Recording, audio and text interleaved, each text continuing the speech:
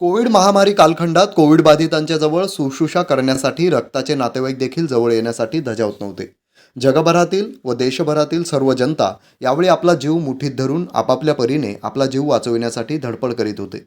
अशा जीवघेण्या कठीण कोविड विषाणूच्या महामारीत कुणीही घराच्या बाहेर निघत नसताना राज्य शासनाला आवाहन केले होते.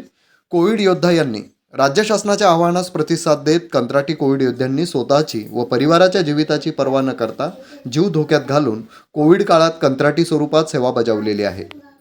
केंद्र व राज्य शासनाने देखील या कोविड योद्ध्यांचे गौरव कौतुक सन्मान केला होता.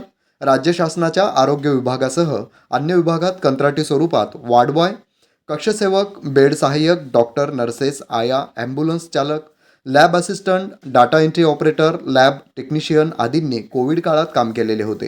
परंतु कोविडचा प्रादुर्भाव कमी झाल्यावर कोविडची लाट आटोक्यात आल्यानंतर या कोविड कंत्राटी कर्मचाऱ्यांना कामावरून कमी करण्यात आल्याने त्यांच्या व त्यांच्या कुटुंबावर आता उपासमारीची वेळ आलेली आहे.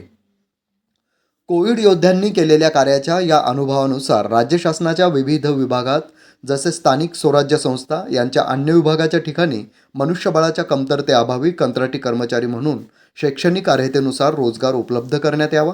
आपल्या स्थानिक स्वराज्य संस्थेच्या अन्य विभागात कर्मचाऱ्यांनी देखील कमतरता भासत असल्याने या ठिकाणी मनुष्यबळ वाढवून कोविड-19 महामारीत सेवा बजावलेल्या कंत्राटी कोविड योद्ध्यांना नव्याने कंत्राटी तत्वावर कायमस्वरूपी नोकरीत सामावून घेण्याकरिता जळगाव शहर महानगरपालिकेच्या महासभेत ठराव मांडून मंजूर करण्यात यावा. तसेच कंत्राटी कर्मचाऱ्यांना व त्यांच्या परिवारांना न्याय मिळवून द्यावा ही नम्र विनंती.